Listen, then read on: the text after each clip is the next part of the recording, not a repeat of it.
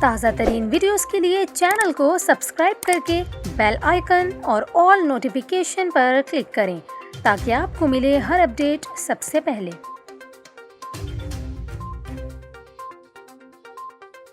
اور ابھی آپ کو بتائیں، خاتون جج کو دھمکی دینے سے متعلق توہین عدالت کیس میں عمران خان نے اسلام آباد ہائی کورٹ میں معافی مانگ لی۔ چیئرمین تحریک انصاف عمران خان، شاہ محمود قریشی، شبلی فراز اور عمران خان کے وکیل حامد خان اسلام آباد ہائی کورٹ پہنچے۔ چیف جسٹس اسلام آباد ہائی کورٹ اطہر من اللہ کی سربراہی میں 5 رکنی لارجر بینچ نے کیس کی سماعت کی۔ اس موقع پر سیکیورٹی کے انتہائی سخت انتظامات کیے گئے تھے۔ عمران خان نے عدالت میں موقف اختیار کیا کہ اگر کوئی ریڈ لائن کراس کی ہے تو اس پر معافی مانگتا ہوں، اگر عدالت کچھ اور چاہے تو وہ بھی کرنے کو تیار ہے۔